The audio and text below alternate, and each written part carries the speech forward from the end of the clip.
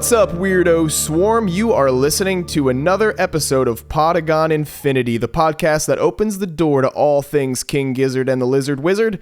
I am Joe. I'm Spencer, and we want to apologize right off the top here. We are sorry that we missed you last week, but as we mentioned before, both of us were a little bit busy. Joe, first off, was on his way up to Michigan for the Detroit Acoustic King Giz show.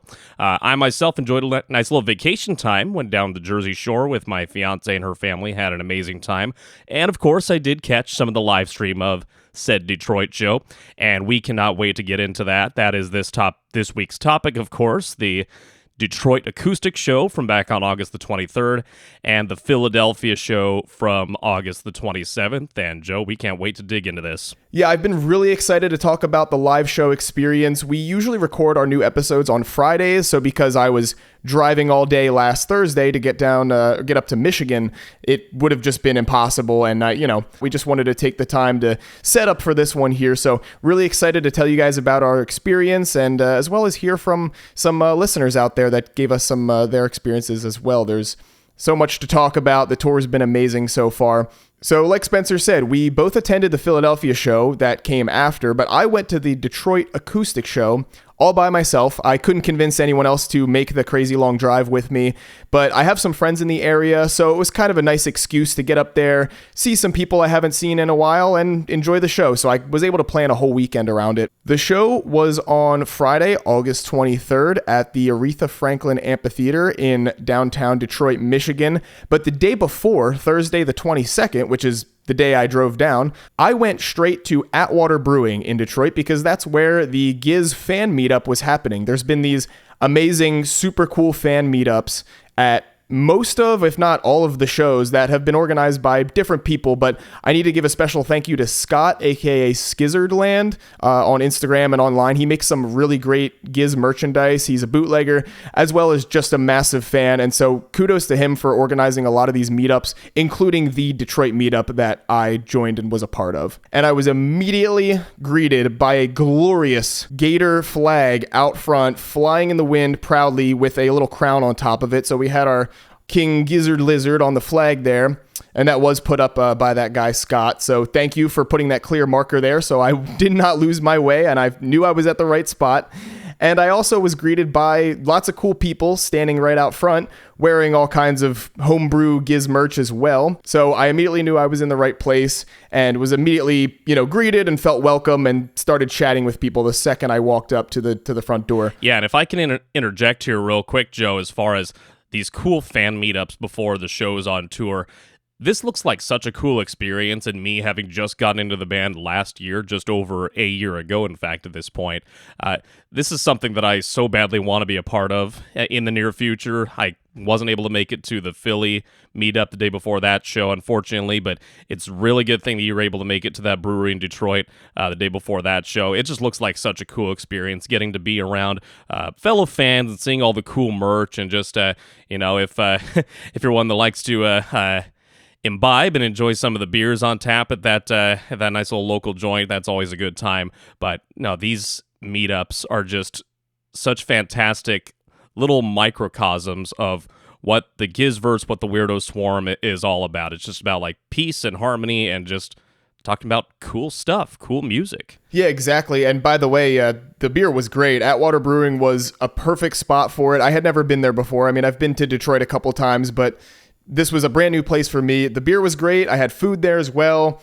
It ended up being a perfect spot and a perfect, crowd show up for it. It was really great, really a good time, and I'm happy I was able to make it down for that the day before the show. So last minute, before I left for the Detroit show, I had the genius idea to bring my handheld recorder that I have to try to talk to some people while I was there and record something for the show. I told a lot of people about the podcast. We're still pretty new. We've only been doing it for about a month or slightly over a month at this point. So, I was kind of plugging it and telling people about it and getting them to follow us online. So if you're one of those people, thank you so much for letting me ramble about the show for a little bit and then following us online or checking it out after the fact. But with this recorder, I was able to recruit a few fine Gizzheads there that took the time to talk with me for a few minutes, answer some questions about their history and relationship with the band, as well as just their overall tour and traveling experience, how many shows they've been to or how far they came for that specific show, and the other ones that they might be going to. I met a lot of really cool people, and funny enough, all of the people I talked to, not a single one of them actually lived in Detroit or even in the state of Michigan entirely. They were all from different corners of the country. I spoke to some people that were from Canada, which isn't too far from, Detroit. There's a bridge that goes right to Canada, so that makes sense. It was just so cool to see, I'm not the only one that drove over 10 hours to get here for this experience. So right here for you guys, I want to play my edited together sequence of these little interviews that I did with Giz fans, both at the Detroit meetup and right outside of the venue before the show that next day. So thank you again to everybody, and here it is. Hope you enjoy. I think it's right, Taylor. Why are you so loud? Gizzheads of Detroit, Friday, August 23rd at the Aretha Franklin Amphitheater in Detroit, Michigan. King Gizzard and the Lizard Wizard playing a rare acoustic set. Come on, take your tabs before the show and be ready to trip your balls off. It's gonna be a tight one. Woo! Woo! Woo! Yo, what's up, everybody? This is Joe here on scene at the Detroit Giz meetup day before the acoustic set at Atwater Brewing in Detroit. I decided to bring a recorder with me and try to talk to some cool people here. There's lots of bootleggers and just fans from all over the place. I'm here right now with David, who's a dude that makes sick as hell shirts that I bought a few of. What's up, man? Hey, how's it going? The meetup's been awesome. Everyone has been super friendly. The vibes are awesome. We're all super excited for the acoustic show. I got inspired to start doing Giz stuff. I went to the Chicago 23 meetup. Everyone was super cool. There was tons of stuff. Obviously, the shows were legendary. I was fortunate enough to do the New York show before this. I'm doing Detroit and a few other ones. Shout out to the Gorge. Everyone going to the Gorge. It's going to be awesome. It's been so fun so far. I'm from Omaha, Nebraska, and I've met people from literally everywhere. The fan base is so amazing, and honestly, the thing that really shines through to me is all the positivity, no gatekeeping, no egos. Everyone is just super excited, super welcoming. I met a lot of people. It's their first show, which I think is awesome. So excited for them. It's just been overwhelmingly a positive experience. If you could pick any song or any couple songs that you want to hear at the acoustic show tomorrow, what do you want to hear, my dude? Number one, God is in the Rhythm. It has been since March 16th, 2018, the last time it was played. It's never been played live in the U.S. Also, shout out to Billabong Valley Bootleg, who does some Reddit threads. He added it to all the Reddit show threads, so be sure to check those out with all the stats and everything. It's super cool, really user-friendly. And you mentioned you've been to a couple shows already this tour, so do you have a particular favorite night so far on this tour? Definitely night 2 from Forest Hills. In particular, Dragon into Great Chain of Being. Obviously, that's my Instagram handle, so I had to go kind of crazy for that. I crowd surfed and lost my phone. Luckily, some very kind Gizzhead turned it into guest services, so I got it back. Also, the electric debut of You Can Be Your Silhouette was just unreal. Definitely hoping for something off of Sketches tomorrow, too. All right, man. What's your name and where are you coming from? Yo, my name's Ryan. I'm coming from Fort Worth, Texas. How many shows have you been to on this tour so far? This is my first on this tour so far. I'm doing all the Red Rock shows, and then I'll be at the Edgefield, the Gorge, and then I'll be down in Austin, Houston, Oklahoma City. I'm trying to get to the JJ's in Arkansas. If someone's got a ticket, hit me up. Yeah, I've seen all the Red Rock shows they've played so far. It's one of those, I got the tickets for the 2020 date that was ended up being canceled because of COVID. And, the wait for that and how magical it was when it finally happened. Yeah, I have not missed a set at Red Rocks. All right, so now you can't, anytime they come back in the future, you can't ever miss it again. This is going to be a tradition for you for the rest of your life. Absolutely. Yeah, exactly. I don't know if it'll be a sad day if I ever have to miss one. Yeah. Hello, what's your name and where are you here from? Hey, my name is Brittany Griffith. I have a company called Green Coast Co. We have an Etsy site, and I am from Cleveland, Ohio. Have you been to any King Giz shows yet on this tour before the Detroit one coming up tomorrow? Not on this tour, and actually not ever. So tomorrow is your first Gizzard show ever? Tomorrow is literally my first Gizzard show in my whole life experience ever. As I was building a marketing company, I needed to fill time and needed to fill a creative outlet. So I was listening to King Gizzard every day, all the time, and I just had ideas. So I started graphic designing some ideas, and then I made an Etsy shop. They're a psychedelic rock band, and whether you take psychedelics or not, when they're playing, you can just go to a happy place, and it just makes your brain feel creative and free, and you feel accepted and you feel welcome. And it not only speaks through their music, but it speaks through the culture and community that they're starting to create. Just by chance, Spencer has your mycelium shirt that you made. He found it on Etsy, was just looking for a fun shirt to wear to an upcoming show, and bought that. And then I saw yours at your booth, and I'm like, holy shit, I've seen this before. Spencer bought this. And I just by chance, we're from different cities, end up in this place, and I found you with that shirt, and all that stuff is just a funny coincidence how everybody ends up together from all over the world. There's just all these cool connections that happen. Absolutely. And I will say for everyone else, this is my first off concert tomorrow, but also meetup, and that's how I'm talking to this guy today, is because he said, I think my buddy bought that shirt. That was my dream goal of what I wanted to walk away from this from. I don't care if I sell shirts, but for someone to say that they knew what I made in a year, that's rewarding and awesome. You can go to Green Coast Co. If you search shops on Etsy. You can also do www.etsy.greencoastco. I am chilling outside the Aretha Franklin Amphitheater in downtown Detroit with the whole early bird weirdo swarm crowd hanging out outside the venue. And I got somebody here to talk to. What's your name, man, and where are you coming here from? Hey, my name's Ryan. I'm up here from Austin, Texas. Been on the road for about 2 weeks now. Today's day 14 since I left home. Still got 4 weeks to go. I'm doing a total of 25 shows. So, do you have a favorite so far as the venues or the set lists go for the shows so far? Yeah, I gotta say, venues, Forest Hills blew me away. I had never been there. That place, you can tell, just has so much culture around the music and so much appreciation for the arts. I just got here yesterday right before the fan meetup.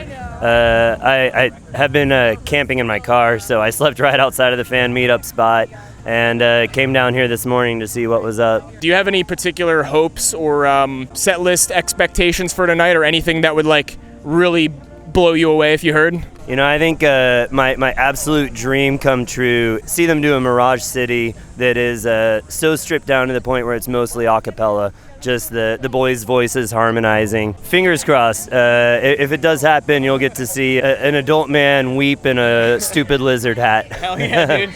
I'll be right there with you. We'll all be crying together. Great. What's your name and where are you from? Zach, and I'm from around Buffalo, New York. All right, is this your first time in Detroit? This is my first time in Detroit, yeah. So you're just here for the show for the day and then traveling around, or you go to any other shows? Yeah, we were in New York City. We did both days in New York City, and then we were in Toronto.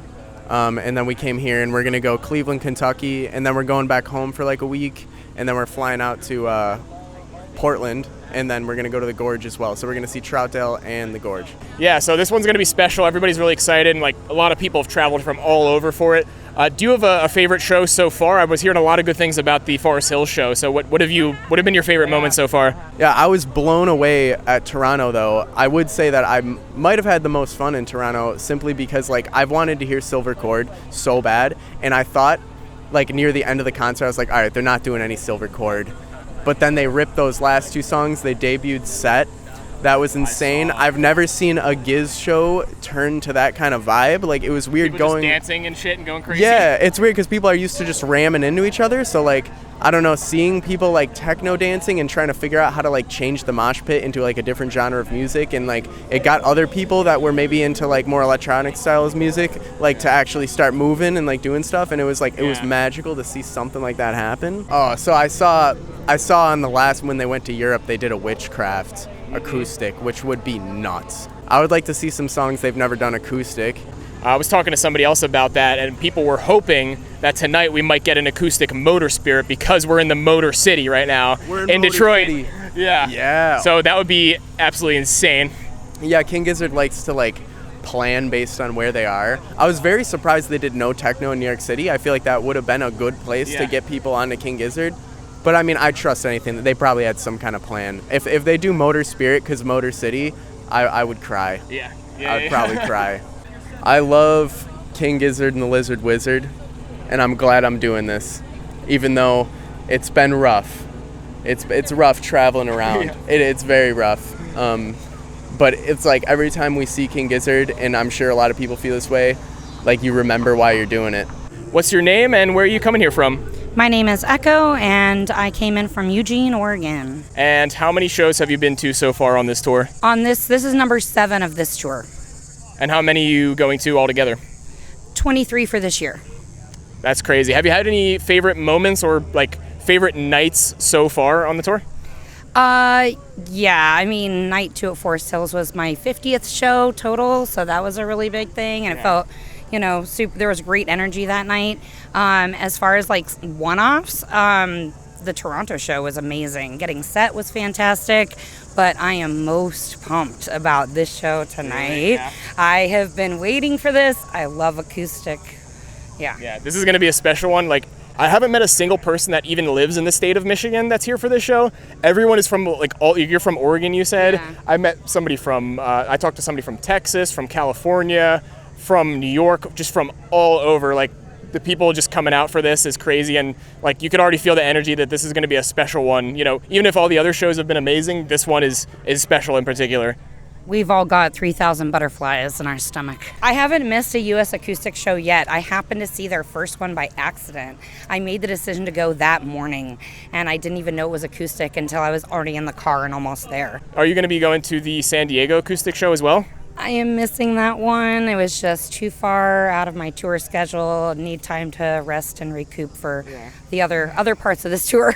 You're already mega dedicated. You can only do so much. You can only do, it has to end somewhere. Yeah, exactly. I'm broke. I'm done. Come buy my merch so I can maybe see another King Gizzard show. Yeah, and speaking of, do you want to give a little plug to your store where people can find you online? Sure. I'm on Instagram, Art Deco 1985. That's Art DECHO. And that is also my handle on Etsy. So you can find me there. All right, awesome. Thanks so much for your time, Echo. Thank you.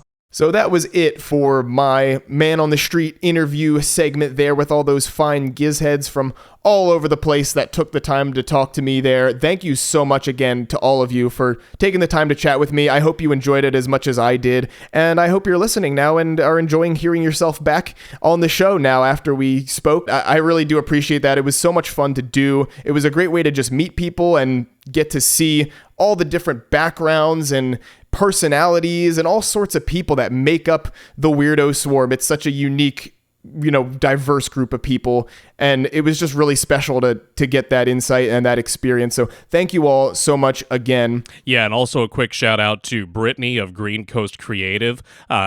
Probably shortly after I bought my tickets to the Philly show, I got the mycelium shirt that you can see me wearing in that same picture that Joe mentioned, and I love it. It comes in all sorts of different colorways. I had a really tough time deciding which color I wanted. Ended up kind of going with this salmon-y kind of tint, almost pinkish orange. I'm not great at describing colors, but a lot of you listening to this show have probably seen the Instagram post. And either way, Brittany at Green Coast Creative, thank you again for the great shirt. Keep doing what you're doing. You're putting out some pretty cool stuff. So as you heard in a lot of those interviews, I was asking people, what are your hopes for the acoustic set? What do you want to hear more than anything? And we had some amazing guesses, amazing picks for what people wanted to hear. But let's get right into that set list and see if anybody's hopes and wishes were granted, as well as mine. I had a lot of stuff in mind that I wanted to hear. Some of which I got, some not so much, but either way, I am not disappointed. It was an amazing show, a very diverse set list for an acoustic set. They did some really crazy stuff, so let's jump right into it. They opened with a song I never would have guessed in a million years they would open with for an acoustic set. They opened with an acoustic debut of Thea. This is like the last thing I would have guessed to hear, But they played Thea, and it took me a minute to even realize what I was hearing. I was just hearing the guitar, sort of the opening chords of it, but my brain didn't put together yet what it was because it's in such a different setting and medium, being on acoustic guitar. So I didn't really realize until Stu started those opening lyrics of the first verse. I was like, oh my God, and everybody started freaking out. We're like, oh, it's Thea. And everybody's singing and chanting Thea all together with the acoustic guitars. It was so pretty and sounded so nice. What a cool, weird way to start the show. It was just awesome. Yeah, dude. I was watching the live stream right when the show began, and once it processed for me, like you, similar to you, it took a minute to process in my brain like what song it was that they were opening with. But once I realized, I was just like, oh my God, similar to your reaction. I'm just like, yes, hell yes, dude. Like this one translated so well to acoustics, and just a phenomenal choice to open the acoustic show. And I do like the little teases and the mini jams they went into with a couple of the others. Couple of the other songs they teased at within the Thea song, but just overall, just a wonderful way to open the set. In Thea, the most important little tease we got is Motor Spirit. Towards the end of it, he went into Motor Spirit, started chanting, Motor Spirit over and over again with the melody of Thea, just kind of like you hear in the extended version of Thea. So it was almost like they did that, but they didn't quite go for 20 whole minutes like that studio extended version does. But I was so excited. A lot of people were hoping to hear an acoustic version of Motor Spirit because Detroit, after all, is the Motor City. And previously at one of their European shows earlier this year, they did do an acoustic version of Witchcraft. I forget what city that acoustic show was in, but they did do an acoustic Witchcraft. So it was not completely off the table to get an acoustic rendition of anything off of Petro. So super, super cool to hear that. Everybody was really stoked. Next, we jump to a completely different style song, completely different album. They played Ambergris. I love that bass line and Joey's just soft, smooth vocals. Oh my God, it was like a perfect song to do acoustic. Again, a really great pick. And this is the type of song that I would more expect to hear at the acoustic show because it's super chill, kind of down tempo. I don't know, it's like soulful. It's just so nice. And so this is the kind of thing I expect more to hear at this show. And they absolutely killed it on that one. I loved their acoustic rendition of Ambergris. Same here. Yeah, I enjoy this song in general as well. And I think this song fits the mold more of songs in their catalog that you might expect a little bit more to hear at an acoustic show. I think it translates much more easily. You talked about Joey and his vocals and just his sweet softness in his singing. A lot of people have been talking about this on the subreddit. His vocals have really taken a step forward on this tour.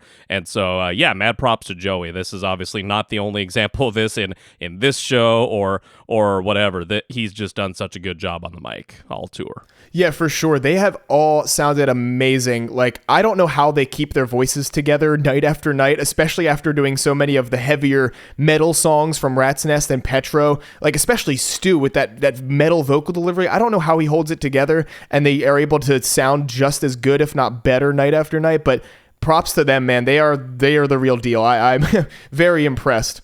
But speaking of top-notch vocal delivery, I got to give a shout out to how good Cookie sounded, because next up after Ambergris, we got a nice run of brand new B741 songs, and I got to hear lots of Cookie singing at this show, and he sounded so good. So first off, we got Rats in the Sky. That was the first one, which was great, and I kind of expected to hear this one because outside of the venue earlier that day, while I was just hanging out with the crowd and, still interviewing people and all, I could hear them sound checking with Rats in the Sky. I could hear them playing it. Like, the venue is an open air amphitheater, right? So if you're right outside on the street, you can hear them for like a good couple blocks away. The sound just kind of comes out of the amphitheater over the hill and onto the street, and you could hear it. So I was listening to them sound check, and Rats in the Sky was one that I heard the full band playing along and checking with. So I kind of had a feeling that was coming. I didn't know if they were sound checking with that and then not going to play it just to throw people off, but they did, and it sounded really great. I loved Cookie's verse in that. He sounded so good. Like, he sounds exactly the same as he does on the records. Like, honestly, huge props to him. I know he's not always in the spotlight and not always up front during the shows, but Cookie was awesome to hear. and it's just such a fun song to do live. It's definitely one that I didn't appreciate as much when I first listened to Flight B741, but now that I've heard it live, I think I love it even more and do appreciate it more. Next, we got one that has been one of my favorites off of this album, and that's Sad Pilot. It sounded so good. The chorus of it is so catchy, and I've been saying that from right off the bat, first hearing the song on the record. It's like, feel good, letting go of my problems, just living in the moment. It was so nice. I love Sad Pilot, and a little teaser, we also got that song at the Philly show. We'll talk about that more in a little bit, but between these two shows, I got to hear a lot of Flight B741, which is just great. I was really hoping for that, and these songs also translate really well to the acoustic setting. They're just rock and roll songs, man, and they just kick ass in this acoustic setting. So I'm really happy I got to hear a nice chunk of this album at this show. Yeah, the blues rock just continues to balance out all these sets night after night really well, and I've been pleased to see like how easily and effortlessly, seemingly, these guys perform these Flight B741 songs on stage. I mean, these songs were made for live performances, I feel. For sure. So continuing through this run of B741 songs, we got the title track, Flight B741. And we hear Lucas singing on this one. I mean, he's doing some backups and some stuff on some of the other songs, but this is the one where he really gets the spotlight for a moment and starts right off in the beginning of the song with the first verse. So really cool to hear him in person as well. He sounded really, really great, and I just love the unique kind of sound of his voice as well and what he adds to this band in general, and I hope to hear more of him singing in the future. And then after the title track, we got Mirage City, which I also love. Probably the most unique song off the album just because of its kind of twanginess and almost like slight country southern rock influence. We talked about that on our B741 reaction episode. If you haven't listened to that, go ahead back and check that one out. But this one was super cool. My only complaint about the performance of Mirage City is that they didn't have anybody up on stage playing the pedal steel, the steel guitar, whatever you call it. It still sounded really good, don't get me wrong. I was happy to hear it, but there just was a little something missing. So I still think it's a great one to hear live, especially acoustic, but it could have been a little better if there was somebody up there that could play that pedal steel part just to really fill that in and give us the more authentic experience to what it sounds like on the album. Agreed. This is one that I'll go ahead and say I'm really sad that we didn't get to hear in Philly, because this is one of my favorites off the new album.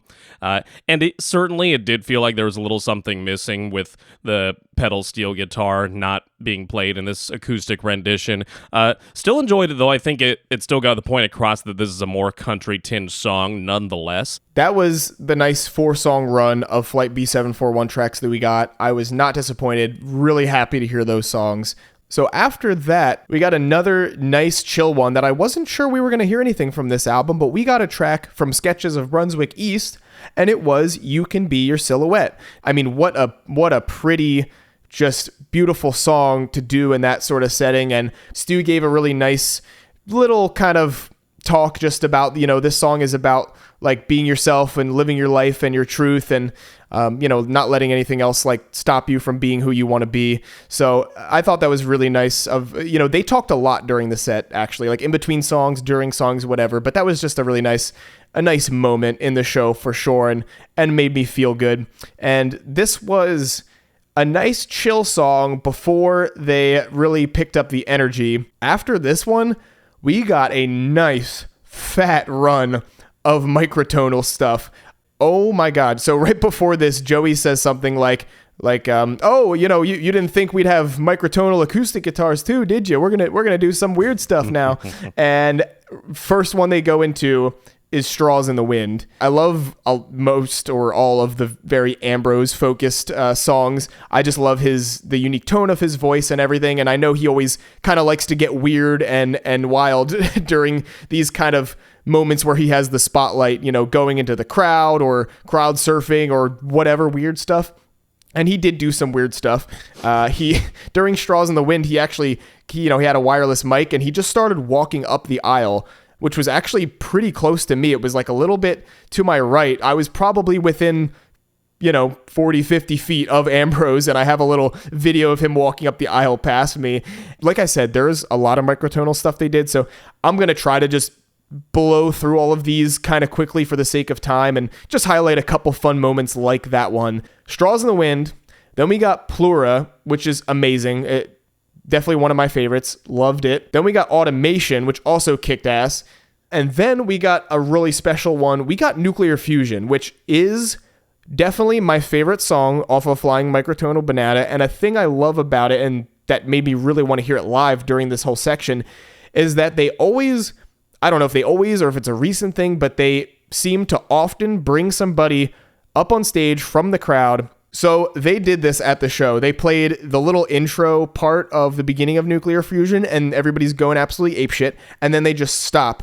And Joey immediately picked somebody out from right in the front of the crowd, and it turned out to be this young kid. His name was Vincent, and I don't know how old he was. I mean, pretty young. He's small. If you look up Detroit Acoustic Show Nuclear Fusion, you'll see it's like this small kid, and it was so exciting. As soon as I saw him, I was like, oh man, this is going to be awesome. Like, and my immediate thought too was like, is this kid like a really big fan of them? Or maybe like one of his parents are a big fan of the band and they just brought him along to see if he liked it and whatever.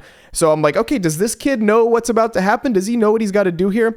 And Joey just kind of stands him up in front of the stage and says like, all right, Vincent, I need you to help me out. You know, you know what to do here? You know what's going on? And he just goes, yup, like full confidence, yup. And hands him the mic. He was like, Sammy, I want you to deafen every person in this room right now. Turn him up. And this kid just gives a nice long drawn out Nuclear Fusion scream. And the whole place, I was like jumping up and down with excitement. It was so cute. And it was just so awesome that like this kid just killed it. He knew exactly what was going on. Shout out, kid. You're going places. You got bright future ahead of you. To jump in real quick here, to the parents listening into this episode, that is what's called raising your child right.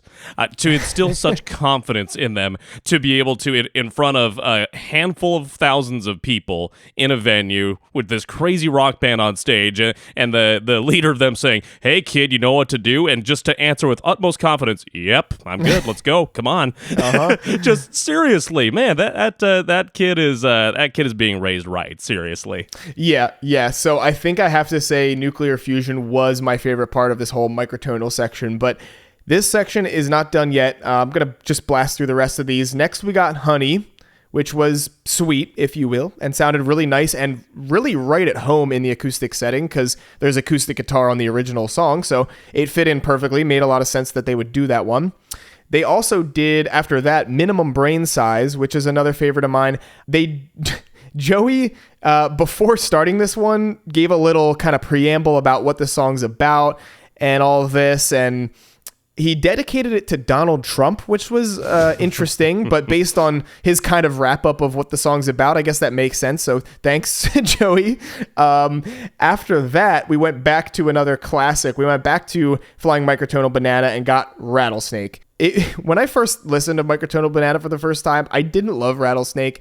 I kind of made fun of it and thought it was like funny, but like a little annoying or a little too repetitive. But I gotta say, like most of their stuff, you know, some of their stuff that I didn't love right off the bat, it always grows on you eventually, and Rattlesnake's one of them, and it was really fun to hear live. It's just a silly one that is, like I said, a crowd favorite.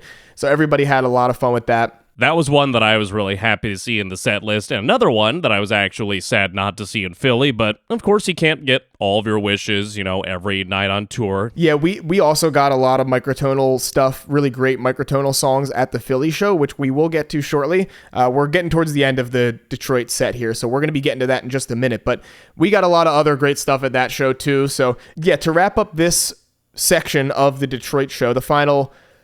Oh God, I'm saying the word microtonal so much, but the final microtonal song of the evening was another Ambrose classic. We got Billabong Valley, which was really special. And again, he got nice and silly. Not quite as silly as crowd surfing on an inflatable gator with a cowboy hat on like he did at one of the previous shows, but he did... Okay, so real quick thing about this venue. It's an open air amphitheater, and it backs up right to the Detroit River. So when the crowd is facing the river's right behind the stage, and it's all open air. And there were some people that pulled up on boats and just kind of were hanging out, listening along to the music from behind the stage right on the river. So Ambrose during this song turns around and walks to the back to the people on the boats and is like, "Hey, can I get on your boat?" And was just started talking to them, and everyone's like, "I don't know if that's a good idea. I don't know if that's safe, whatever." So instead, he turned around, and there was off to the side of the stage a big tractor trailer that I guess was hauling a bunch of their equipment or whatever. So he ended up climbing on top of the trailer of this truck and then proudly yelling, "I'm on a truck! I'm on a truck!" And then goes into singing Billabong Valley on the truck, like the entire song. That was another really fun, silly moment of the show. Yeah, the video that you actually shared with me, and I think I actually put it on the Podagon Infinity Instagram story at the time. It was pretty cool, and I even got a little bit of chills myself just watching that little recording that you took, as I heard the notes being strummed out acoustically, and then Ambrose coming in with his part, "Outlaws on the run." Just, oh man, to have been in the venue there with you to see that one. My God, dude. Thanks for singing a little bit of that song, so I'm not the only one doing shitty recreations of moments from their songs, and we're both guilty. I also, really quick, so I need to give a special shout out to the videographers that have been on stage shooting these for these live streams. You know, Spencer's been chiming in here while I'm talking about this, also talking about some moments he saw and enjoyed from the show, but he wasn't there. He was able to enjoy the show as well from home because of the hard work of these videographers and people that are handling the live streams of all of their shows. Huge thank you to them. I thought of it because one of those videographers, one of the camera operators, climbed up on the truck with Ambrose during that part. So I actually really want to go back and watch that stream now, because I haven't yet, and want to see what their perspective was up close of Ambrose on the truck with the official audio and everything. I need to go back and listen to. But yeah, huge thank you to them. It's been so much fun watching the live streams of the other shows that we haven't been able to go to. And I know they're putting in a ton of hard work every night at these shows. So massive thank you to them, and just for the guys in general, whoever's idea it was to do this is so cool. Yeah, huge thank you to the videographers, like Joe said, and all the crew who makes those live streams possible.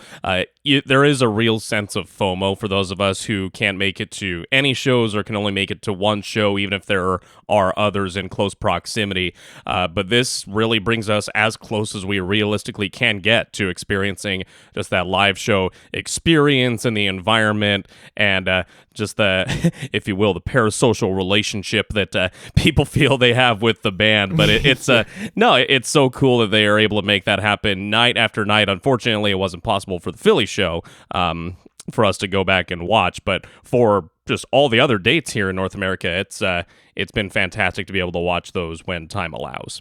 So the final 3 songs of the Detroit acoustic show at Aretha Franklin Amphitheater, we got treated to something really, really special. And I was hoping to hear these 2 songs at either one of the 2 shows, but I got them at the acoustic show. We got Crumbling Castle, Into the Fourth Color, which is a thing that they seem to do relatively often at their shows. Well, they'll do both of those back to back. You know, the first and final track off of Polygon Dwanaland. They both just weirdly kind of flow into each other nicely, and they are, in my opinion, the best and most hype songs off of that album. So to hear them both was amazing. Really kind of unique and weird, I'll be honest, hearing them acoustic. They sounded really good, and I was so excited as soon as I heard those opening moments with the drums and the bass at the beginning of Crumbling Castle. But I gotta be honest, I think these songs work a lot better in the full electric setting. The energy of these songs comes across a little better with the regular full electric set. Either way, really happy to have gotten them. Not trying to sound ungrateful or anything. They were awesome. And there was just one final song that they played nice and long, just to chill everybody out at the end of the night and go out nice and slow and easy. And it was Her and I, aka Slow Jam 2, off of I'm in Your Mind Fuzz. It was really nice, really beautiful, genuinely sounded great acoustic. Stu's just kind of soft, falsetto vocals throughout of it, and they just jammed on it for a while and kept it going, kind of let the energy like wave up and down with it, and then right up until the end, he literally was counting down the seconds till the clock struck 11, which was the venue's curfew, and he literally was counting it down like 15, 10, 5, and like in between singing, and then they just ended like right on the dot. gave a thank you, and they were out, and that was the end of it. And I think it was a really nice way to go. You know, sometimes they end with a bang, super high energy, and sometimes they chill things out a bit and just let you go easy and sail off into the night after the show. And I think for the acoustic show, that was the perfect way to do it. So I really liked that outro. Oh yeah, this is an excellent song to end a show on, and obviously it's the closing track on I'm in Your Mind Fuzz. But it's also just like the perfect take home with you message as far as the lyrics go. And this isn't necessarily a lyrical deep dive type of episode, but it's just such an appropriate closing song wherever it's played. You know, it's because it has the because every day I build on precious her and I, it wouldn't hurt to put in some work on this angel. I'll fill her heart with a lot of love so the sun can shine a little brighter on her and I. And of course, in the context of the song, it's more geared toward a romantic relationship and trying to strengthen and improve it day to day. But I think it can be seen also as like show love and compassion to your fellow humans around you, and go out and love each other, care for each other, build each other up, and just a perfect way to end that show. Absolutely. I couldn't agree more. I think it was the perfect ending, especially for this acoustic setting and everything being a little more chill and just a little weird and different compared to their regular shows. It was fantastic. I loved it. So yeah, that was Joe's experience at the Detroit Acoustic Show, and I'm super jealous of him, obviously. I wish I could have joined, but scheduling didn't work out, but all good, because once again, the live stream really helped make things better, helped soothe all wounds. And so let's transition to talking about the Philly show, which lucky duck Joe got to experience just 4 freaking days after the Detroit show. So dude, you got a nice double dose of Gizzard within the same like half-week period. Yeah, man, I am really happy with my decision to go over to Michigan for that special show. And, also, of course, getting to see the regular full electric set here was really awesome. And that was my plan from the beginning, to get a little taste of both experiences and have them to compare to each other. Absolutely. So let's jump into the Philly show and all that we have to say about this. Of course, this show was at the Dell Music Center this past Tuesday as we record this episode, August the 27th. And right off the bat, I remember buying tickets fairly soon after they went on sale for the North American leg of the tour.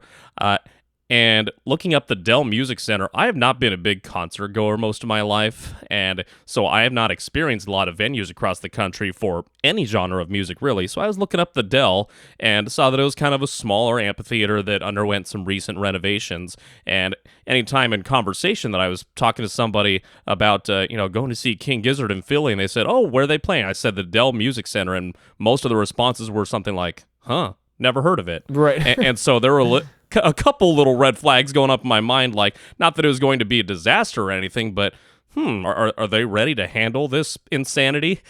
And so it was, sure enough, like a smaller venue that, a lot of people were thinking King Giz was probably going to play the Man, which is a outdoor venue that's a little bit bigger in size. But, all things considered, this evening and this set was so special and so fun. Before we get into the set list, though, I want to say that we were talking about fan meetups earlier in the show. The fan meetup for this one, I wasn't able to attend. Joe wasn't either. It was kind of a tough time of the week. It was like late Monday afternoon into early evening, maybe. Way out in the neighborhood of Manayunk in Philadelphia, which, if you haven't been to Philly, highly recommend visiting Manayunk if you can, especially if you're a person in your 20s or 30s. It's very much kind of a college hangout and party type of neighborhood. Lots of little bars and restaurants. Really cool area. I think that me being the cruel millennial, 32-year-old dude, I think I'm over the hill for hanging out in Manayunk these days. But in some couple of previous experiences out there, I had a great time. And I think a really good choice for a fan meetup. Getting to the venue was a little bit of a to-do from where my fiance and I live. By the way, shout out to Amanda, my fiance, who is such a trooper coming to this show with me. King Giz really aren't her thing, and that's okay. She very graciously agreed to come to the show with me, and she was right by me the whole time. It was a little bit of a lengthy drive from where we live, about half an hour from downtown Philadelphia, and then the venue is actually completely on the opposite side of the city from where we live. So we journeyed through some interesting little areas, or some interesting routes that we kind of had to take to get to the venue. Got there without too much hassle, though. And it's really kind of carved into this nice little hillside in this neighborhood, kind of on the west side of the city or along the Schuylkill River. And Joe, it was kind of an interesting little scene and place where the venue was located, wasn't it? Yeah, it ended up being a really cool venue and ended up being pretty perfect for a Giz show. You mentioned, talking to people about this show and nobody ever hearing of the Dell Music Center before. I hadn't either. I didn't know it existed until this show was announced earlier this year. So, really cool time getting to experience a new little venue. I think it was a cool, special place. And the biggest shout out I need to give them for is all the free parking. They had lots of parking, some gravel parking lots, as well as just a bunch of grass space that people could park on. So, it took me a little bit of time to get out of there at the end of the night with all the cars leaving, but still being able to park for free right across from the venue itself, really close by, was a huge help. So thank you to the Dell Music Center for not charging me $20+ just to drive and park at your venue. Some of the comments on the subreddit, primarily that were surrounding the venue before the show, were just kind of questions of, okay, so the venue has a little bit of a small lawn and not really much of a pit area to speak of. And so there was a lot of speculation that I read that this was going to be a somewhat chill set. Which I, for one, would not have minded. I'm a huge fan of a lot of the more chill music and genres in the King Giz catalog. That turned out not to be the case, and I was totally fine with that too. I mean, we got our doses of metal and Flight B741 and microtonal. We got a little bit of everything, and I think that's a good segue into the set list here. Right off the bat, we got 4 microtonal tracks, and I was stoked. I was so pumped up when they came out on stage, and they were so tight, locked in. The first 4 tracks that we heard, and we'll get into them a little bit more in detail as we discuss them: Minimum Brain Size, Doom City, Static Electricity. That one was its tour debut, as was the case for East West Link. So right there, you've got KG, LW, and Flying Microtonal Banana touched on the first 4 tracks.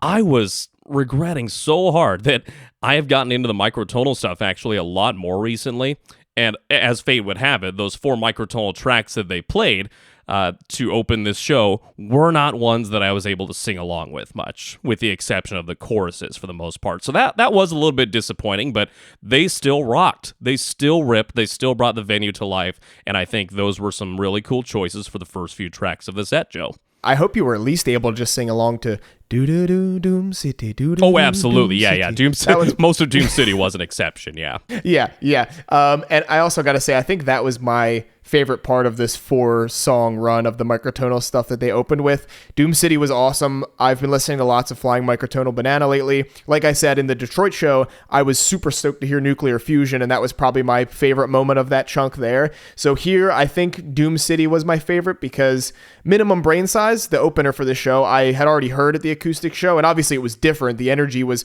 higher, and it was actually kind of cool to hear some songs replayed, but in this different, regular full electric setting.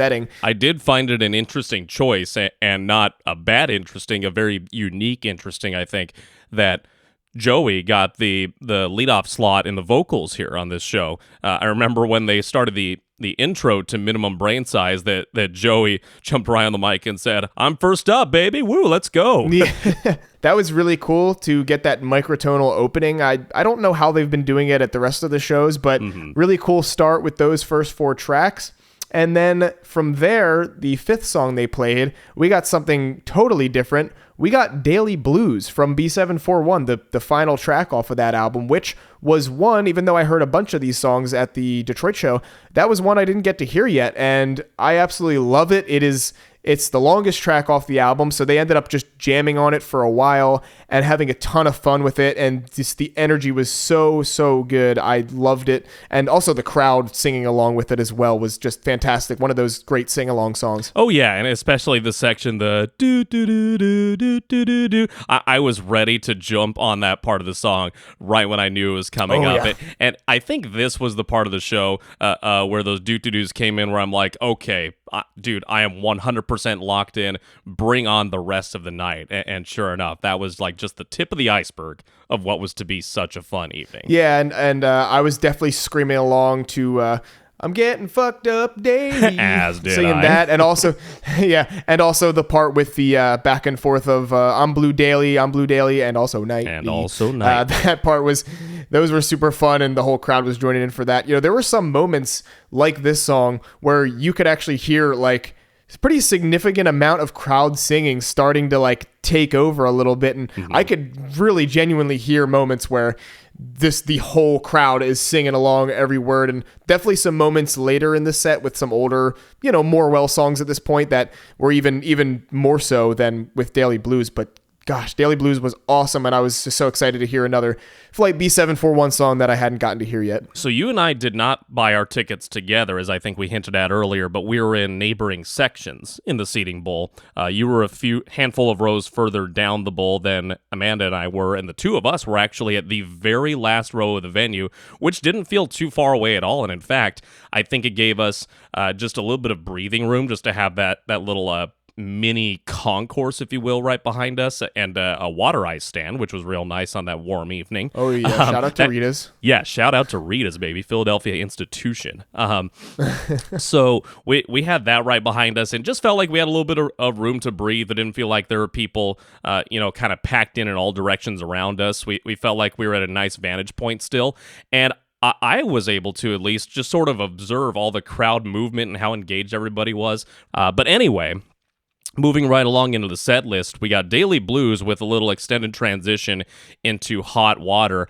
I got pumped the moment I saw Stu on the screens on the sides of the stage when he had that flute in his hands brought up to his lip, and I'm like, here we go. I didn't know exactly which song right away we were getting, but I knew anytime that flute comes out, dude, it's gonna be simultaneously chill but still amped up, because you know how those flute tracks are in the King Giz catalog. And of course we ended up getting Hot Water at that point. I'm right there with you. As soon as I saw him pick up the flute, I was jumping out of my seat. Well, I was already standing at this point, but I was jumping up and down at my seat with excitement. And this was something I was hoping for, because weirdly enough, at the acoustic show, I thought I was going to get to hear lots of flute, and there was not a single flute displayed or played at all during that show. So I was really pumped that we got a little bit of flute action from Stu during this song. Hot Water was awesome, and always seems to be a crowd favorite as well. I mean, there's lots of fans that love Mind Fuzz, and it's one of their old beloved classic albums. So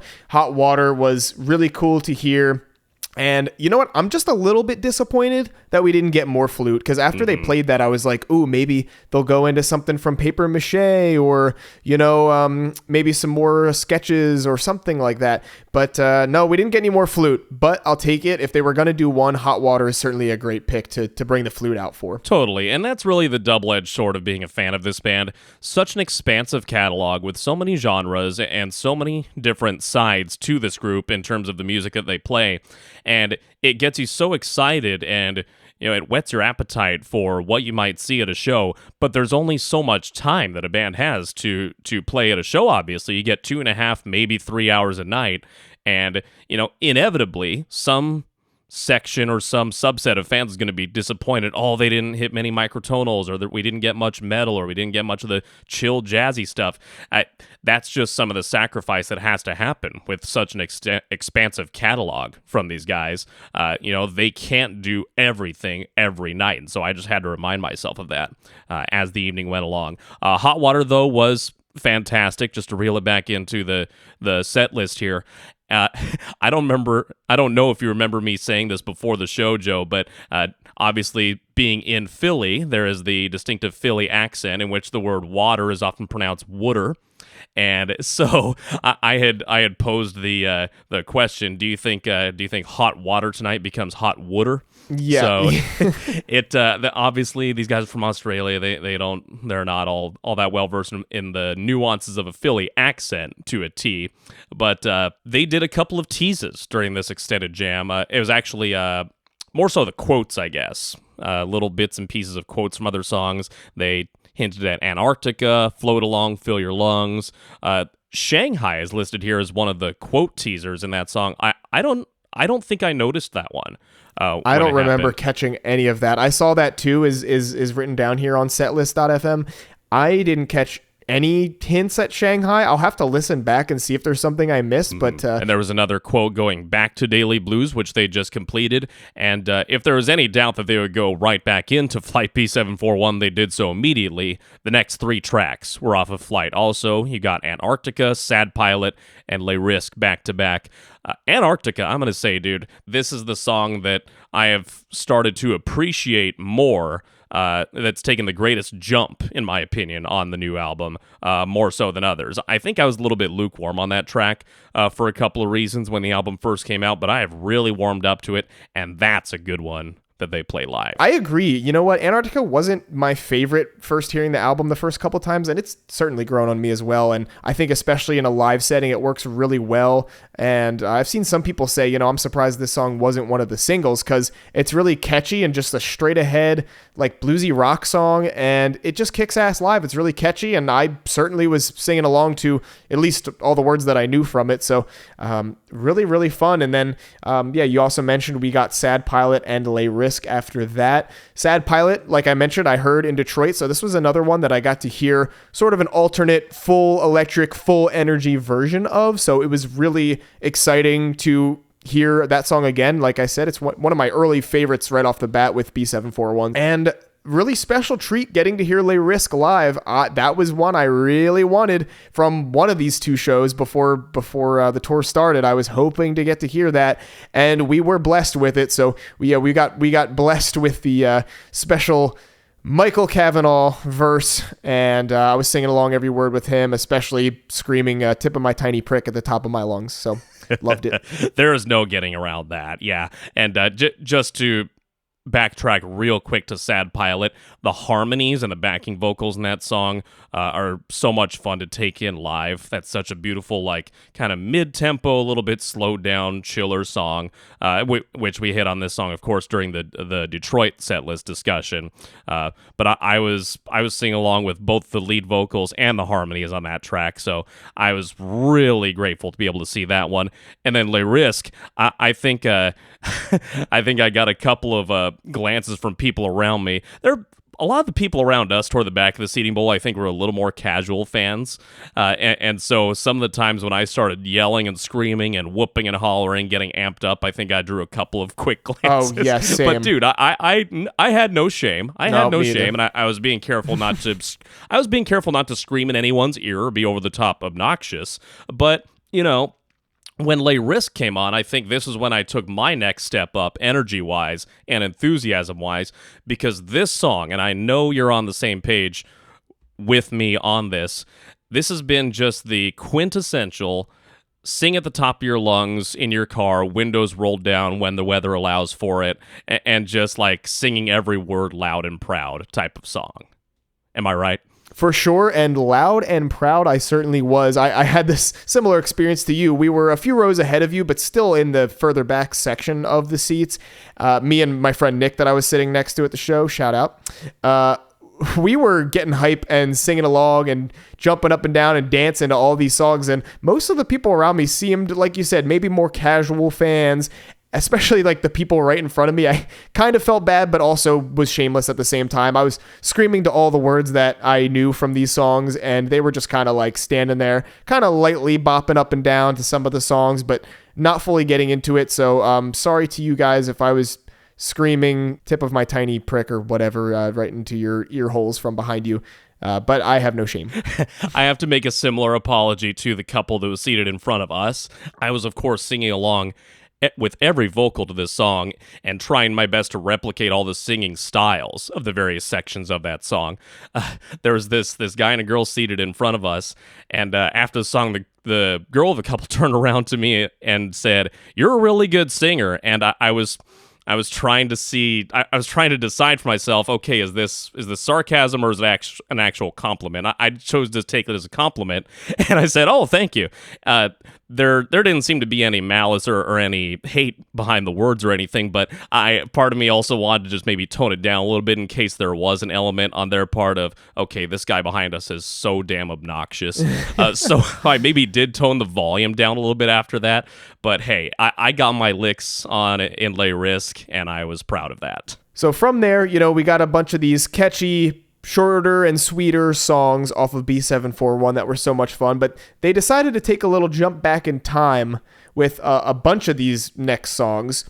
First one being from Quarters, and that is, of course, The River, a song that seems to be pretty often played live. It's the one from Quarters that you seem to hear live more than any of the others. Shout out to David again. Sorry they didn't play God Is in the Rhythm yet for you. Maybe at one of the next ones. But The River was special, and it was insane because they jammed on it based on the YouTube video of it somebody uploaded, they jammed on it for about 25 goddamn minutes. Yeah. And, the original song is 10 minutes long. And, obviously they're going to jam on it and extend it a bit, but it was like more than double the length of the original song. Every time you thought it was winding down and finally coming to a conclusion, they'd pick it back up again and keep going. It was absolutely ridiculous, but so fun, and I'm glad those of us in Philly, got treated with such a special thing there. Yeah, and I think this was the point of the show where I actually had to take a break and sit down for a few minutes because I had been on my feet at work that entire day, and so my feet were getting a little bit tired and a little bit sore, so I decided to give myself a little bit of a breather, and then it just kept coming back, like you said, Joe, and for some of the newcomers to King Giz, we, of course, have not forgotten you when presenting a lot of this information on the podcast. The River has been, throughout this band's history, one of their signature long jams in concert. This is just like a time-honored tradition, like one of their proudest, longest tracks that they'll play on tour, and they'll do all sorts of cool things in these extended jams. And Jason Galea's visuals, and a big shout-out to Jason here once again on the show, just all of his cool colors and designs and everything flashing on the big screen up on stage behind the band, and just all the psychedelia of it all. It just set the backdrop so nicely for what continues to be one of the biggest and most quintessential songs in the King Gizzard catalog. Yeah, I was actually kind of surprised they didn't play The River at the Detroit show. Like I said, the venue literally backed up right against the Detroit River, so I thought maybe they'd take some inspiration from that and play it there, but I'm happy I got to hear it live in Philly, and they went absolutely crazy with it. They didn't end until, like I said, it was like over 20 minutes long, and at the end of it, Stu's just repeating the down, down, down to the river, and he's like getting quieter and quieter, and all the instruments are like completely cutting out to the point where it's just his voice left saying it and slowing down softer and softer, and then it just ended and everybody went ballistic. It was like out of just sheer disbelief that they just did what they just did, but also maybe a little bit of relief too of like, okay, like that was awesome, but like I'm ready for the next song now. Especially some of those more casual fans were probably like, holy hell, what is going on? And I remember being puzzled, or not puzzled, but curious after Stu's intro, his little preamble to the next track. He said, okay, this one's a real throwback. He said something to that extent. And of course, at that point, dude, I leaped up out of my seat, and I'm just like, mind fuzz sweet, let's go.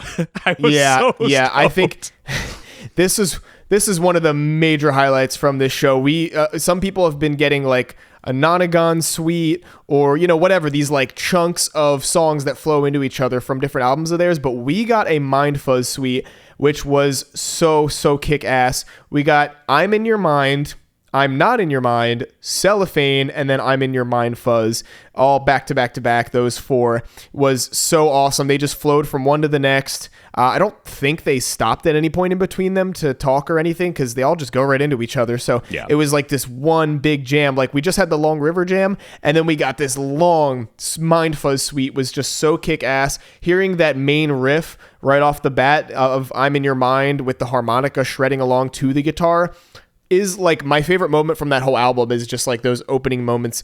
And it just, I was so hype. It was so great. It did not disappoint. I've always thought about this whole Mind Fuzz suite, and particularly about the opening track of it, that the beginning of I'm in Your Mind almost feels like the intro or the opening credits to a movie or a documentary. Just something about the way that riff sounds. It's so catchy. It's so easy to tap your foot to and go along with it, and it's so fast paced that it really gets you hyped up, and you can almost imagine like a movie montage thing, like an opening montage with credits rolling by. Yeah. Presenting, I can see it. King Gizzard and the Lizard Wizard, starring, and so on and so forth as that, as that all goes on, and but yeah, it's.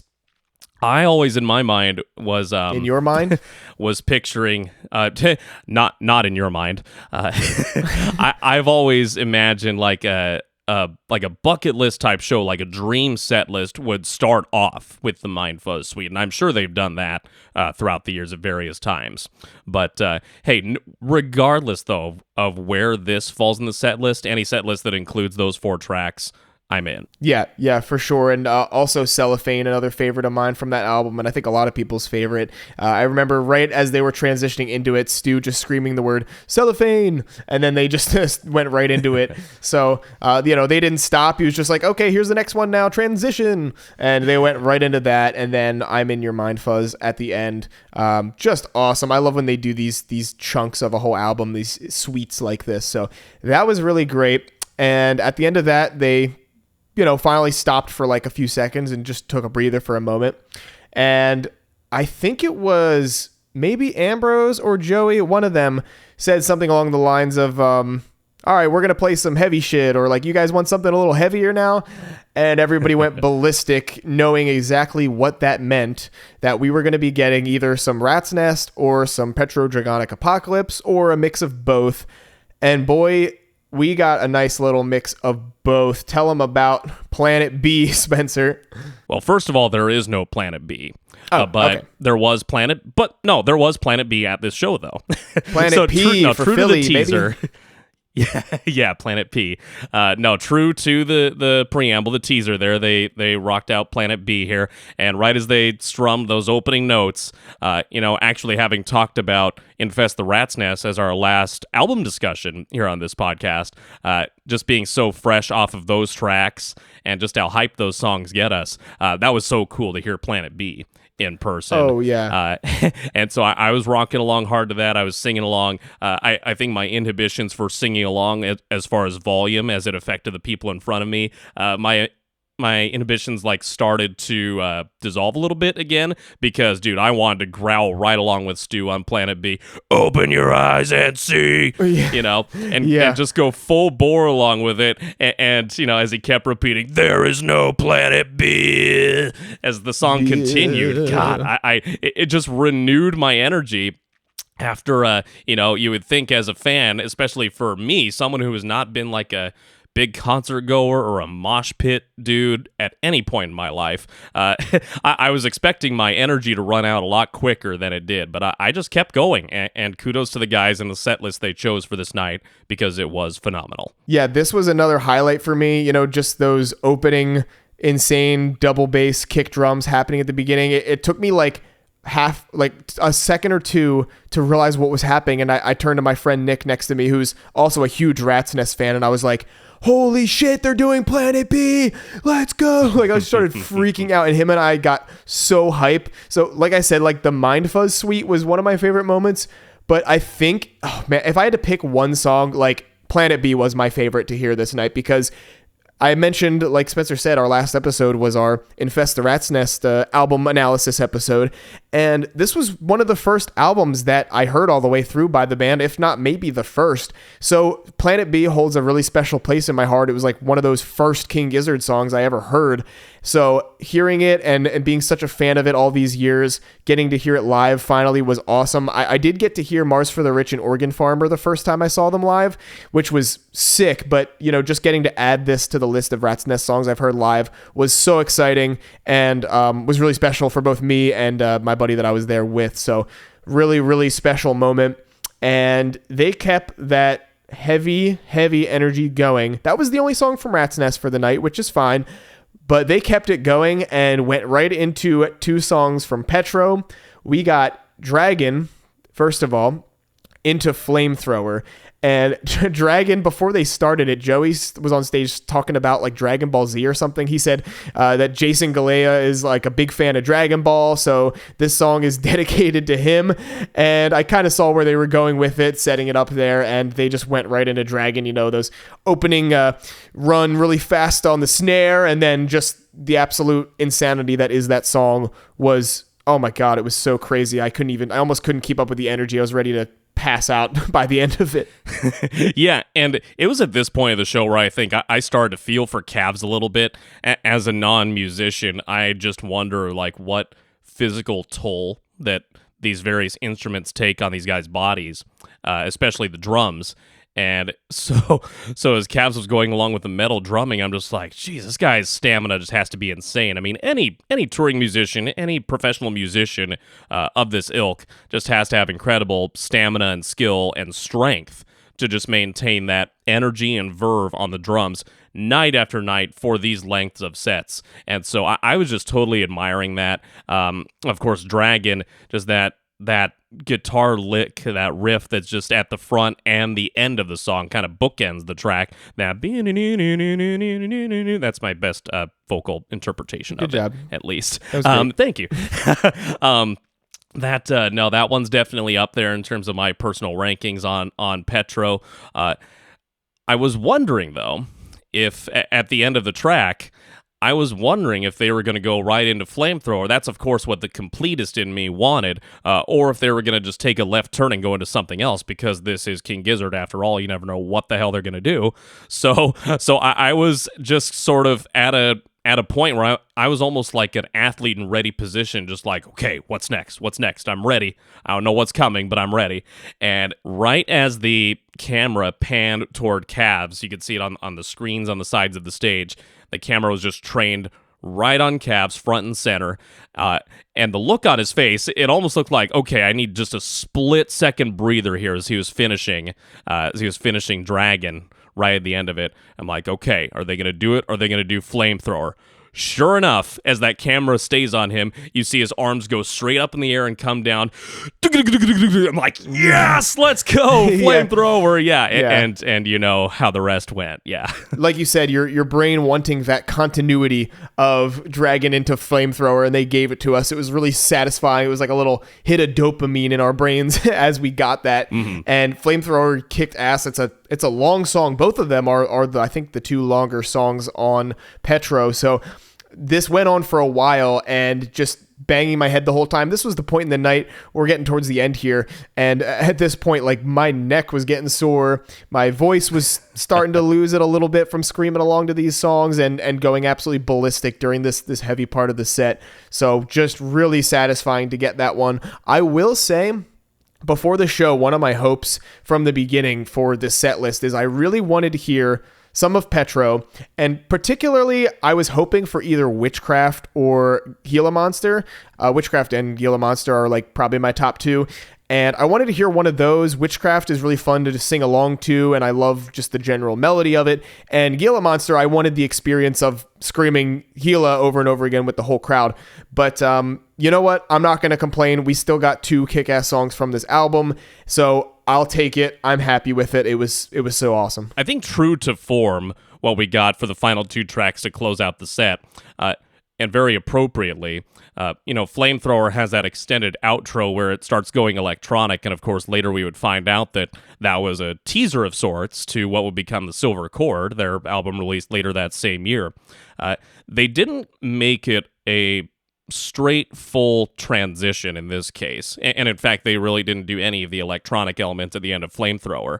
They just brought the song to a full stop, brought out the synth table, and of course we both knew what was coming then, at least in terms of album content. We knew which songs off of which album would be coming at that stage. But, the lighting and the feel of the stage, all the colors just changed right then and there, away from the hellfire, flame, red and orange and yellow. And we got something a little more cooler toned as we got Gilgamesh and Set, as they got the synth table right at the front and center of the stage. The moment that synth table appeared, I was so pleased. I'm like, okay, we're getting such a well-rounded set tonight, and I'm going to be happy with pretty much any way that this show might end.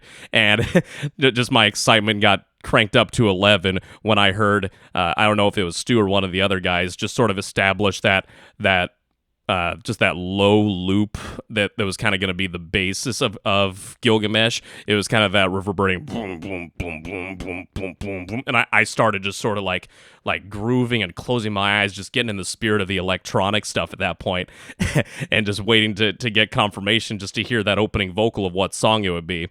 And when Stu started to test the little vocoder, the effect thing there, and I heard him go, 1, 2. I'm just like, okay, I have a pretty good idea of which song this is going to be. Oh, yeah, I remember and that. Sure enough, Gilgamesh.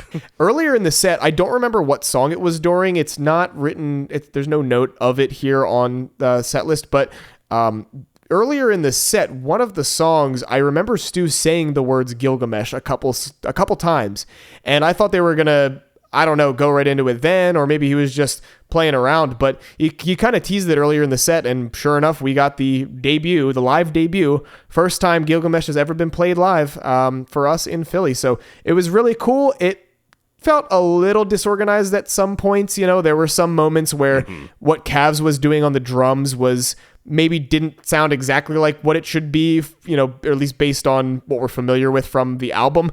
To be fair, like we said, this just came out of Planet B, Dragon, and Flamethrower. So at this point, my dude was probably beat, like running on fumes. So he was doing what he could to keep up with it. And I think he did a fine job. It wasn't bad. It just some parts where it sounded a little off and he was kind of switching between different like drumming patterns that kind of sounded like, like he just was having trouble settling on how he wanted to do it, or was just kind of playing around and having fun with it. But either way, it was really cool to hear that. And you mentioned we got Set right at the end as well. Gilgamesh went right into Set. They had just played that live for the first time, I think, pretty recently at one of the other U.S. dates. So it wasn't a debut, but it was a, they brought it back. This might have only been their second time doing it, but we got it as the final track of the night.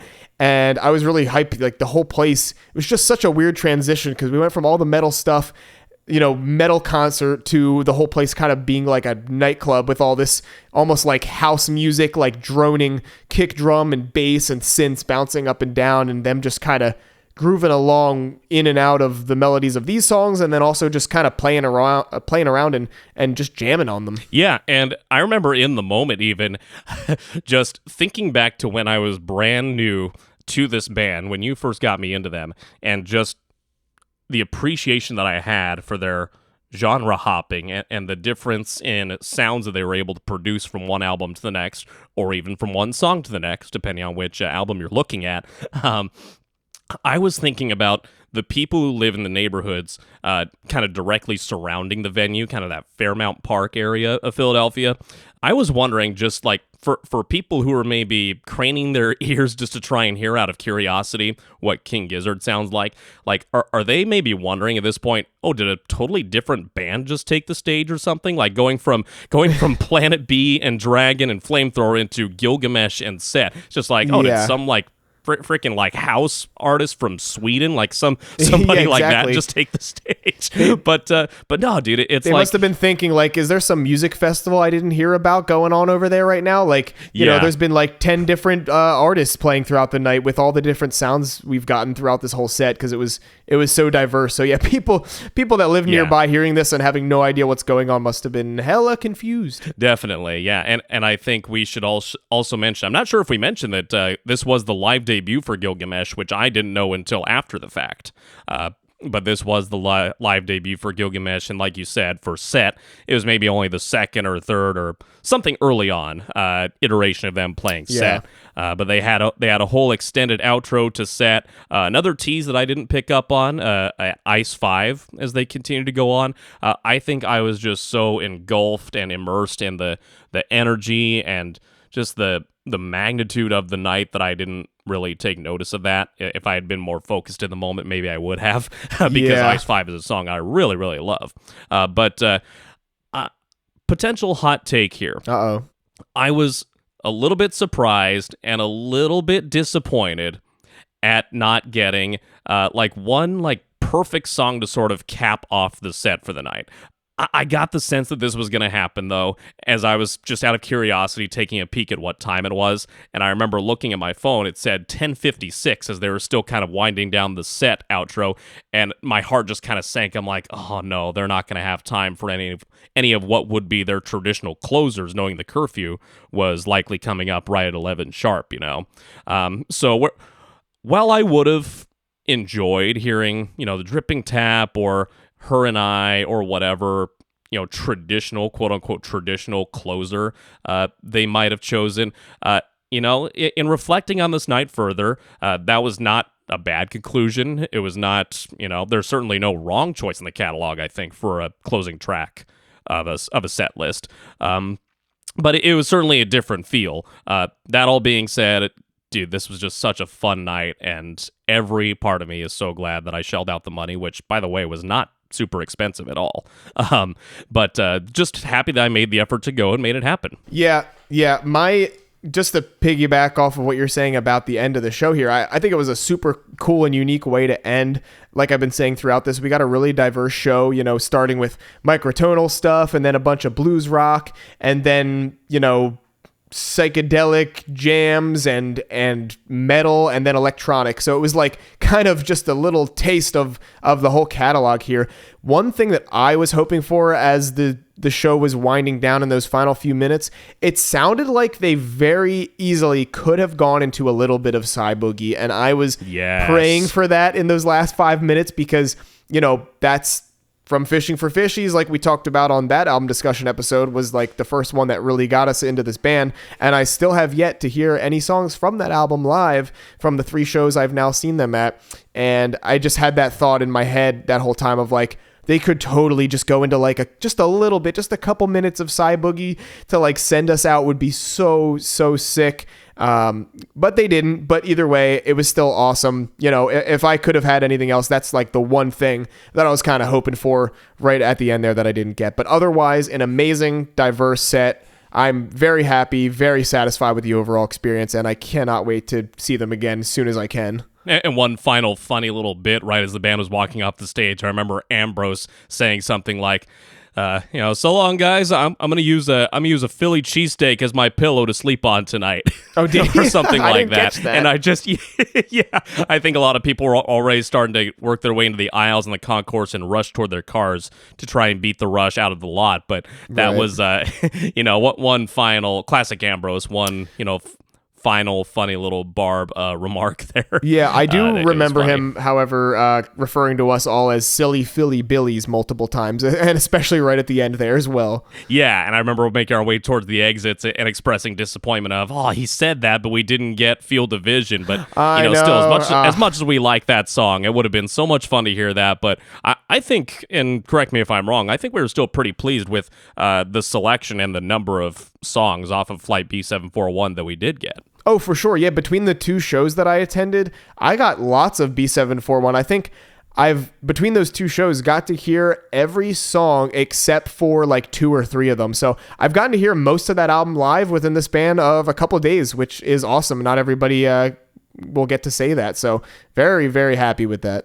So that wraps it up for our live show experiences. The Detroit acoustic set was so unique and cool, and the Philly show was amazing. We both had such a good time.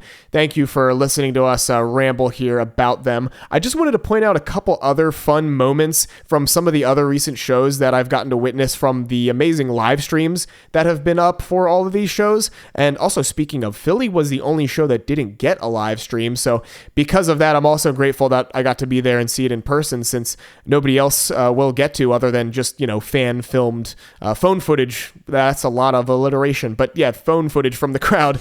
You can watch some of it, I guess. But some moments that I was able to catch on the live streams, or at least see after the fact, that I wanted to point out. First of all, Stu crowd surfing at the show in Portland, Maine, during the dripping tap. He crowd surfed across the entire crowd to the back of it, and then jumped into the river behind the venue, got all wet, and then had everybody crowd surf him back to the stage where he kept singing and performing all wet and gross. And I remember before doing this, he's like, said something along to the tune of like, I need you all to get me back there. I want to jump into that disgusting, disease-infested water, or however he worded it.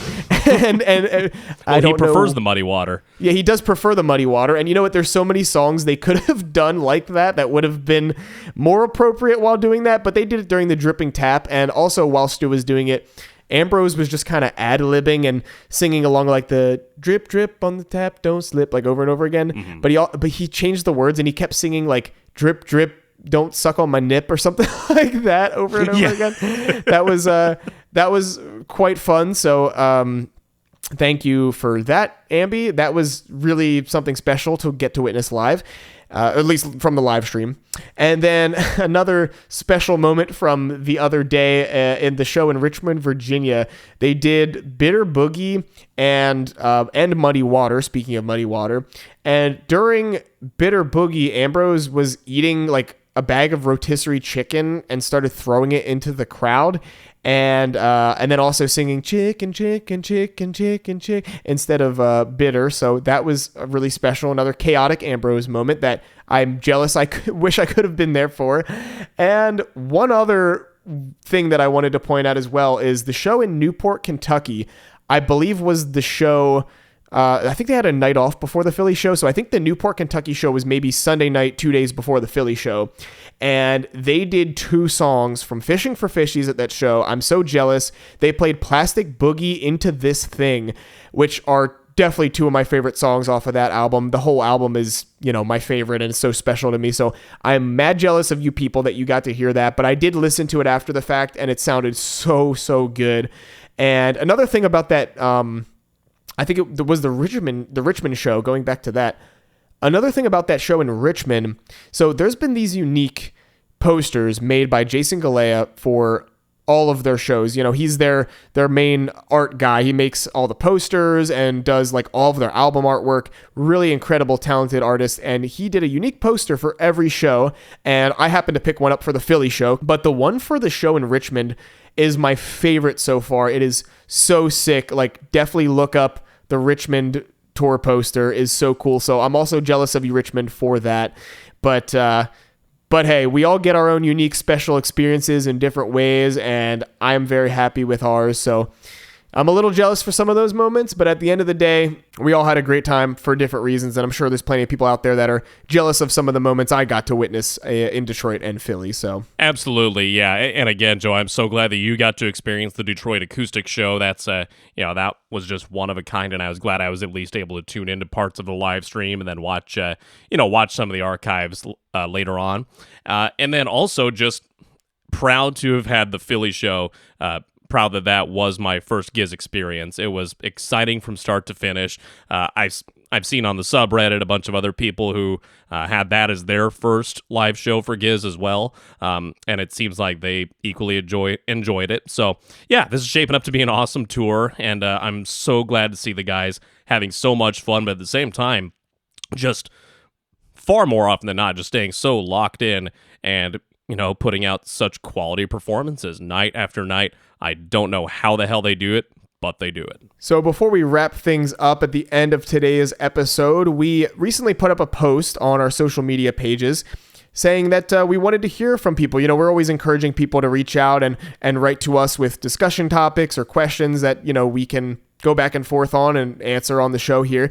And this time we put out a post specifically asking people to reach out with their show experiences and their tour experiences on this tour or just in general with King Giz. So we're going to jump into some of those, read a couple of those messages real quick before we head out for the day. So Spencer, you want to start us off in reading one of those messages here? Yeah, definitely. So we got a message on Facebook Messenger from George S. This was edited slightly for brevity, so bear with us here. George says, my first live Giz show was August 15th of this year when the band kicked off their current U.S. run in Washington, D.C. I went in expecting to be blown away, and I wasn't disappointed. I drove down 6 hours from Stamford, Connecticut, because I like going to the first show of a tour when I can. There's something special in the air, the excitement and anticipation of the crowd and the musicians reunited and feeding energy off of each other. The show was sold out, and the crowd was packed by the time Giz went on. I was about halfway back in the venue's standing area, and I was fine with that. I was a pit warrior in my teens and early 20s, but I don't really mosh anymore, Or so I thought. A massive pit opened up all around me, and it was so much fun that I stayed there for most of the show, rediscovering my youth. Towards the beginning, I remember lifting up my new friend Ross and making him the first crowd surfer of the night. As it goes, the mosh pit will fling you forward if you stay in it long enough, and momentum hurled me into the second row where I stayed until the end of the night. I got that close-up view of the band, I got a lot of my favorite songs, and I got the full experience. The band played Dripping Tap, Mars for the Rich, Crumbling Castle, Evil Death Roll, and it was everything I wanted.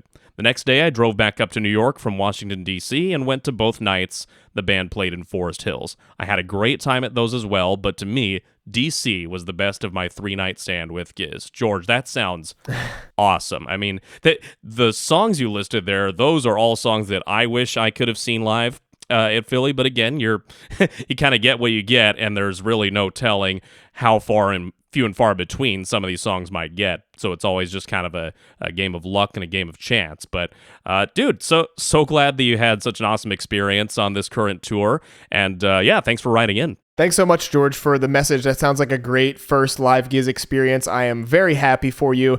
And you reminded me, speaking of the mosh pit, I didn't mention this earlier, but so at our Philly show, it was standing room only, and there was, plenty of seats that went right up close to the stage, but it was all seated. There was no GA standing area. But let me tell you, when Planet B came out and they did that whole run of those heavier songs, people found a way to mosh anyway. There were people literally moshing like in between the rows of the seats. And I even saw one guy crowd surfing during Planet B, or it might have even been earlier in the night during part of the Mind Fuzz suite. I forget, but I saw a crowd surfer and plenty of moshing in those front rows of the seats. So kick ass, man. Our next message here comes from Will W via our Instagram DMs. They say, love the show so far, dudes. Thank you, Will. The Cleveland show of Giz, not Seth MacFarlane. Thank you for clarifying. The Cleveland show kicked so much ass. The venue was right on the river with boats coming by. I think a wedding party boat went slowly past as Gila Monster was playing, and the whole crowd seemed to be chanting, Gila, Gila, at the boat. Also, I don't think there's a better drummer alive right now than Cavs. Dude, I couldn't agree more. Cavs continued to impress me with his stamina and his skill. Just so insane, man. An absolute monster. We've given him some credit on that before, especially talking about his crazy metal drumming on our Infest the Rat's Nest episode. So, yeah, man, I'm right there with you.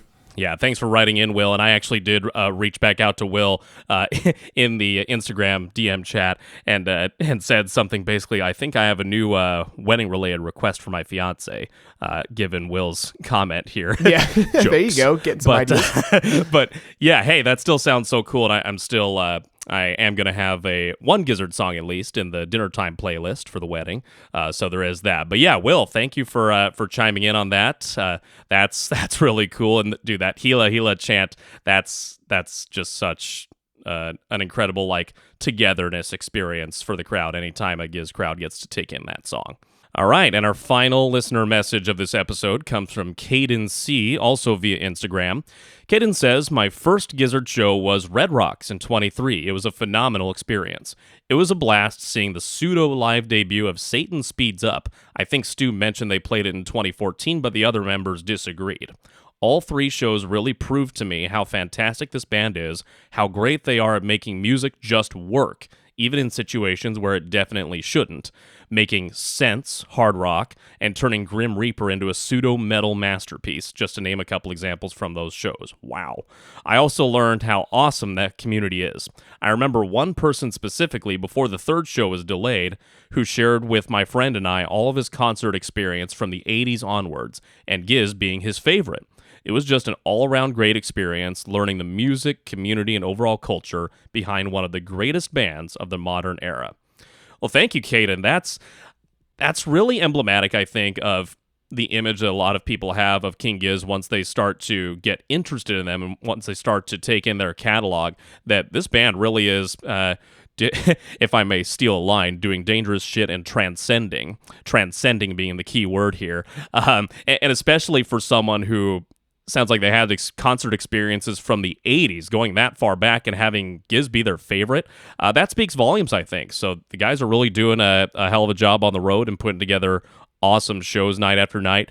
And so, yeah, thank you for sending that in, Caden. Yeah, thanks again to all three of you who reached out to us. We are very happy to share your experiences here and make them a part of our show right up along with our experiences. It's really important to us that we get to hear a lot of different unique experiences from people. And like I said earlier, that was part of the reason why I wanted to bring my recorder along to Detroit and talk to people, because there's just so many different fans from all over the place, of all different backgrounds, who all have a different special connection with this band. And it's just really something I really wanted to highlight throughout this episode. So as we come to a close here, I just want to say thank you again to everybody that made my experience in Detroit so special. I came there by myself, didn't have any friends with me, and I quickly made lots of new friends. So thank you all so much. You know, if you talked with me for a few minutes, sold me some cool merch, sat down and had a beer or food with me at the brewery, like, you know who you are if you're listening to this. Thank you so much. It was truly a experience I'll never forget. It was so special. Yeah, thank you to the Giz community just for being what you are. Just an amazing group of people, passionate for this band and just showing love and care for one another during the crowd experiences at these shows. Dude, it's been such an awesome tour, and I can't wait to see what unfolds on the rest of this tour. Joe, as we wrap up the episode here, your Detroit acoustic experience, we got to touch on some of our favorite songs, or at least hint at what some of our favorites are in a more chill context. And I think that's going to ring true on our next episode. You want to introduce our next album topic? Oh, yeah. We're going to go back to an older one and chill things out a bit in contrast to our previous Rat's Nest episode. This is another one that was an early favorite of both of ours, and I'm just going to say it. We're talking about Paper Mache Dream Balloon, another really special and the most chill of the Giz catalog compared to the heavy stuff. Really excited to talk about that one. So go ahead and get excited and stick around for when we chat about that next week. All right. So yeah, that'll do it. Once again, we encourage you, if you are not already, to follow us on social media, Facebook, X, Instagram, at Podagon Infinity. And you can also email us, podagoninfinity@gmail.com. So that'll do it for us this week. Thanks so much for listening to another episode of Podagon Infinity.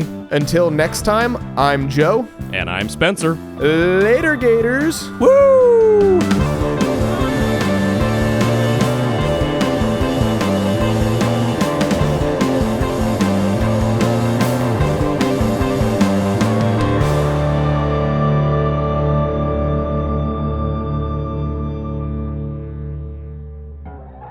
All right, nice. Let's go.